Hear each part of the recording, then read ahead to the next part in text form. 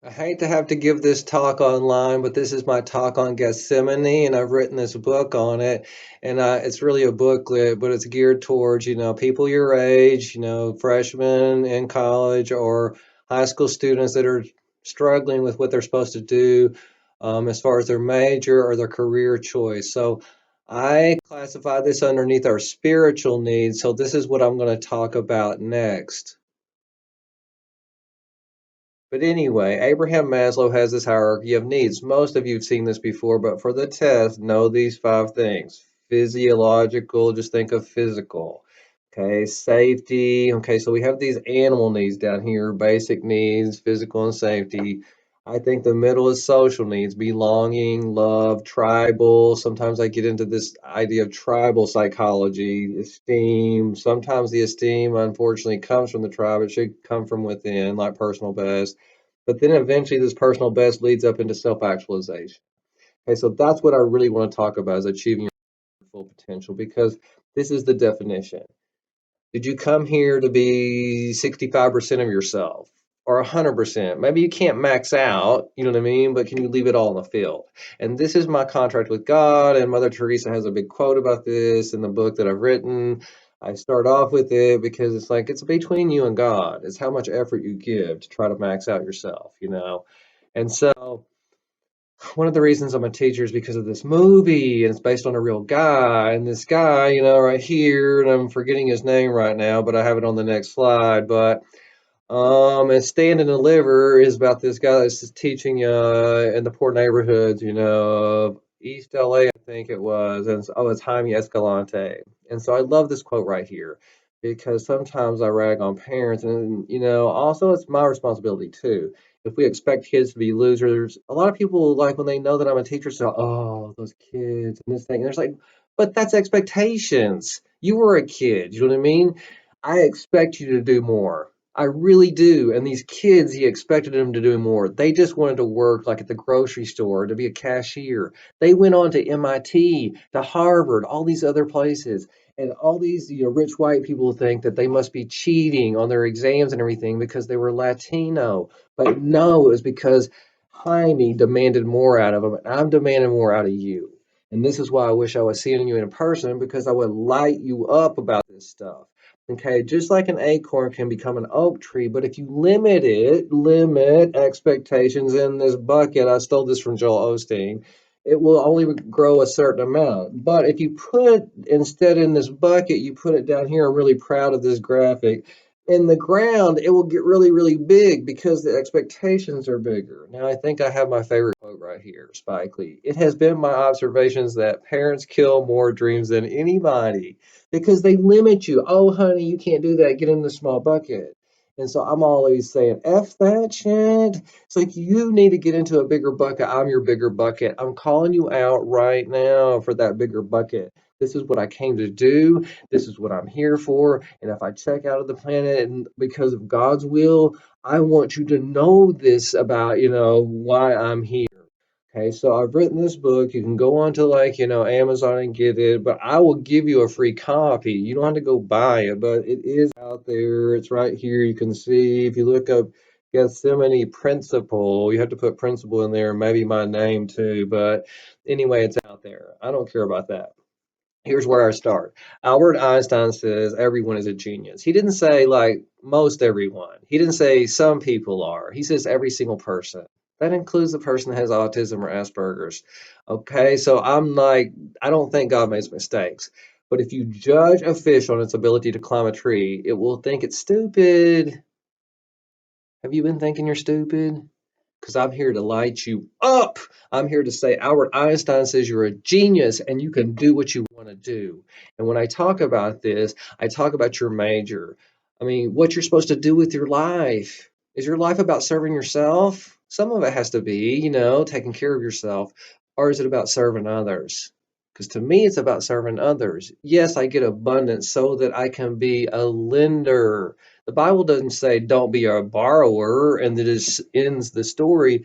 It says, lend and not borrow. And so I want to have abundance or have a career that has a purpose, dharma, service, so that it goes back out to other people. And so this leads into your major. Your major is kind of like your marriage. You just wouldn't willy-nilly marry anybody. Same thing about what you major in. You have to like really give it some thought and consideration.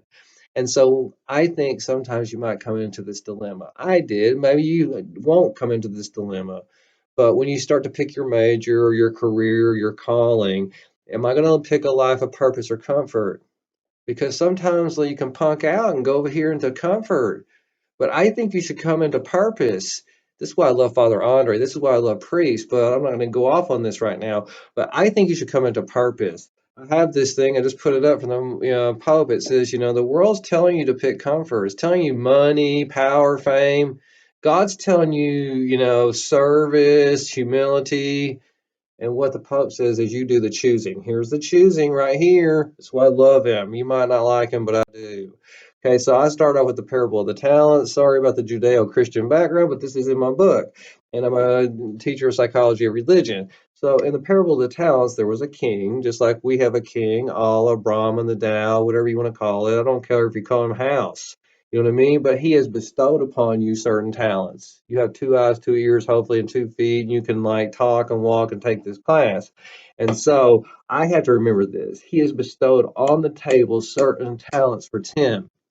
And so these talents that he has bestowed upon me, like in the parable, there was one man that got, I think, five, one man that got two, one man that got one. So there was like differential talents, just like within our universe of people, but everybody has a talent, at least one.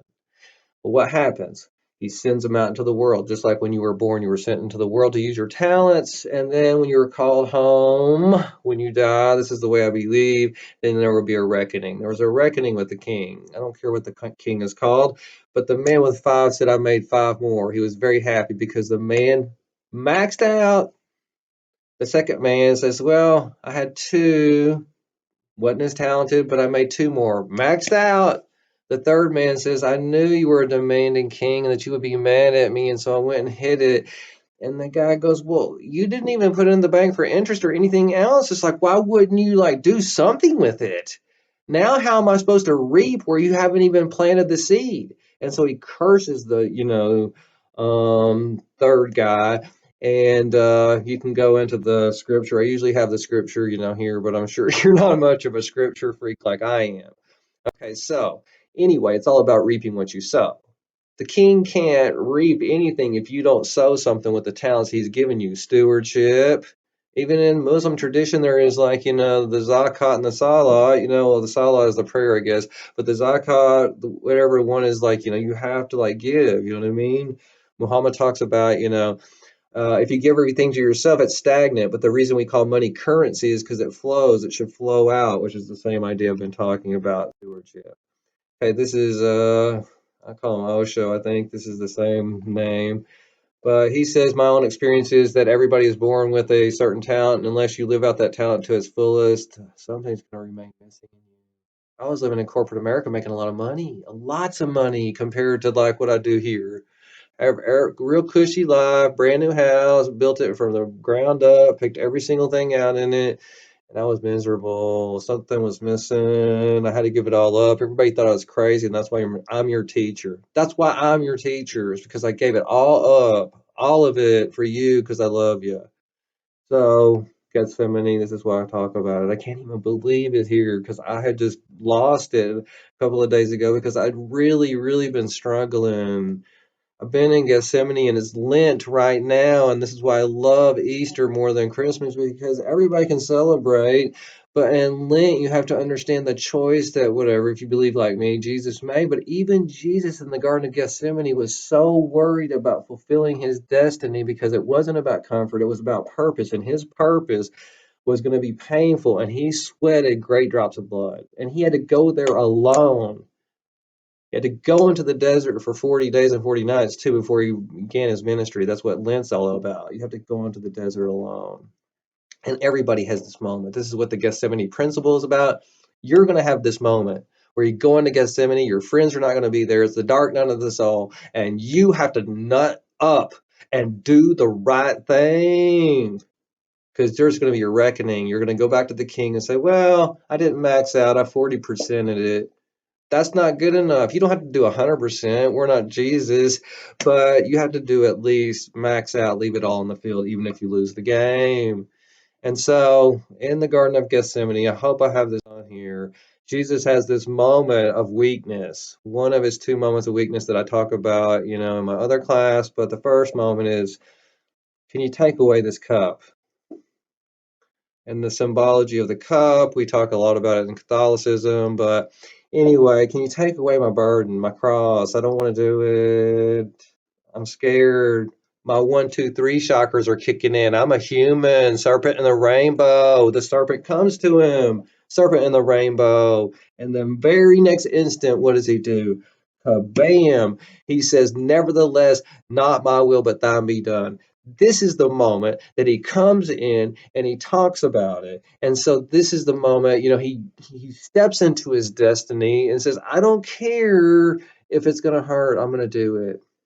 And this is what I think you have to do. The world's going to tell you easy, easy, easy way. Those are false prophets. I am the real prophet, at least in this sense, because I speak for the real prophet. In my terminology, it seems like that we have to be doing something different than serving ourselves. And so, as we go through, one of the people that I love is, a spokesman for God, prophet, that's what it means, is Martin Luther King Jr. When I lived in Atlanta, I lived pretty close to Ebenezer Baptist Church, real close to Sweet Auburn.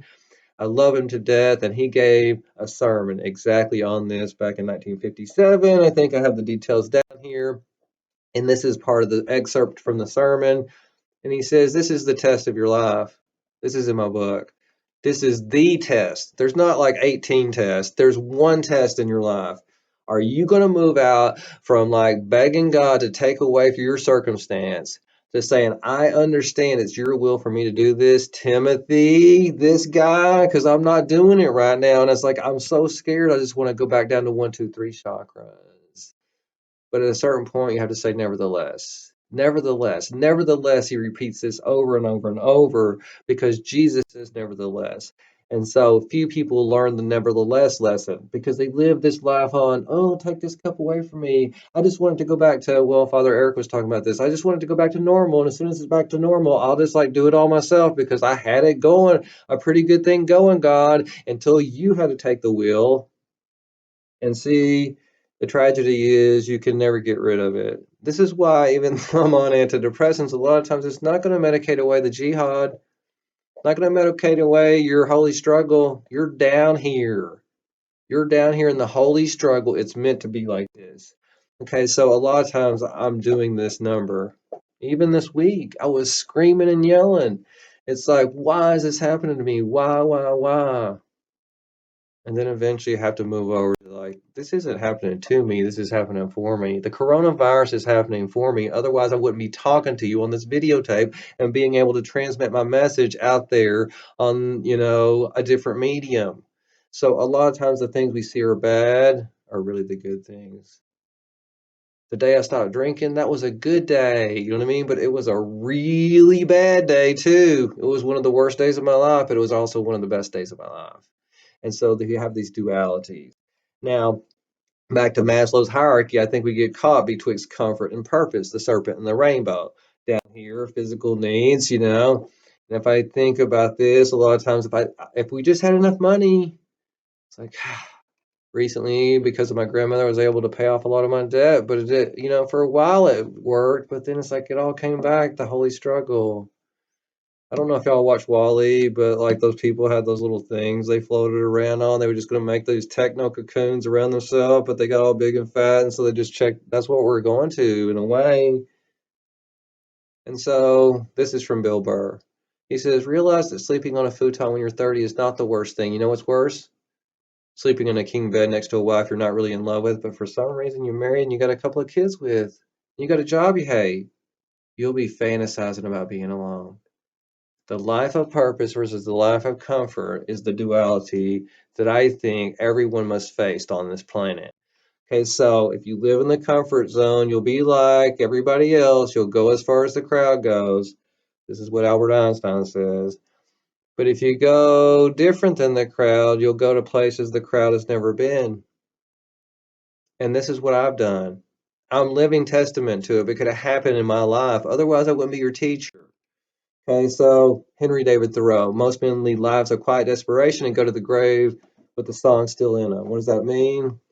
They didn't actualize. They didn't max out. They didn't nut up. They didn't do it. And I'm here to tell you to do it. You can do it.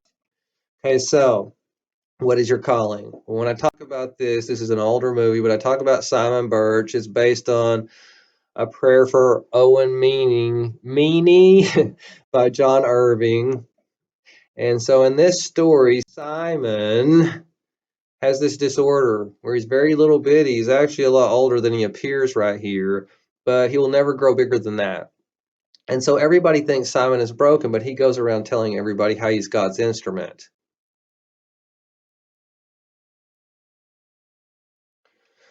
So there's two different ways to look about it, and this is why I always think that people that have disorders, and I've shown you a number of people like Cody Lee and others that have disorders like autism or Asperger's that I think are perfectly fine, that God didn't fuck up when he made them. And so Simon's not broken. He's perfect. God has designed him perfectly for his calling. But no one in the movie understands this, including the preacher. And usually I'll show a movie, parts of the movie right here, but for copyright purposes and length considerations, I'm not going to do it.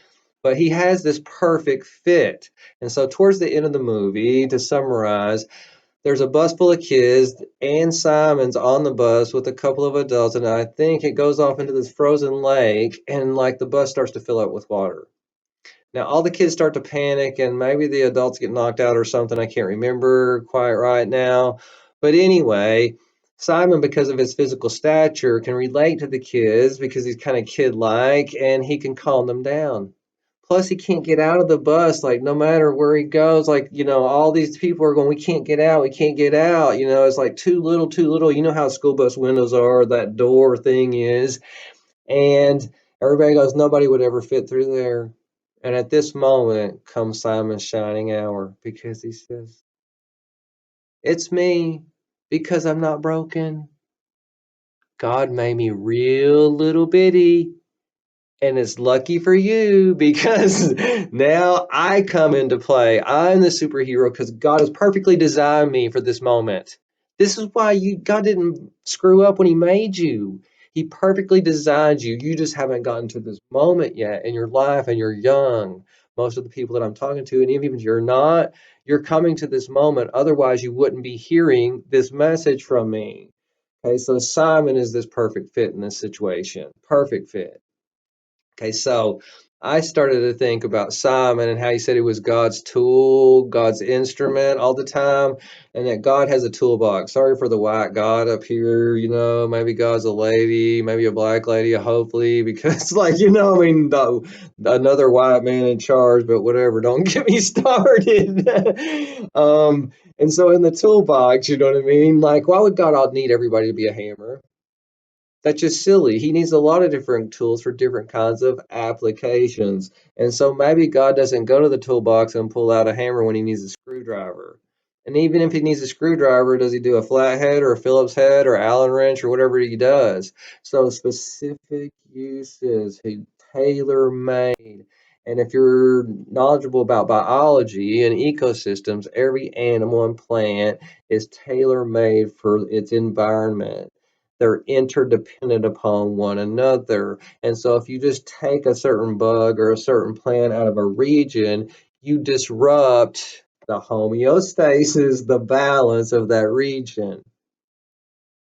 You are part of this region, this ecosystem, which is more of a God ecosystem, a cosmic ecosystem, even if you're atheistic. And within this cosmic ecosystem, everybody has a particular niche. Back to Albert Einstein. To wrap up with this particular section on motivation, everyone has a niche. You have a perfect place in the universe. It will become actualized for you. All you have to do is try to max out. And if you don't believe me, then just wait. Your bus is coming. And how do I know? Because I have a perfect niche. I never believed in it. I just thought I would work in corporate America at a job I hated, make a lot of money, and retire. But no, at 53, I'm teaching and doing the thing I love because there was a niche for me, and everybody told me, don't major in psychology. You can't make any money or do anything with that. And you be the judge of it. Do I do anything with my psychology degree for you? Or should I have just stayed in corporate America and just made a lot of money and pick a life of comfort?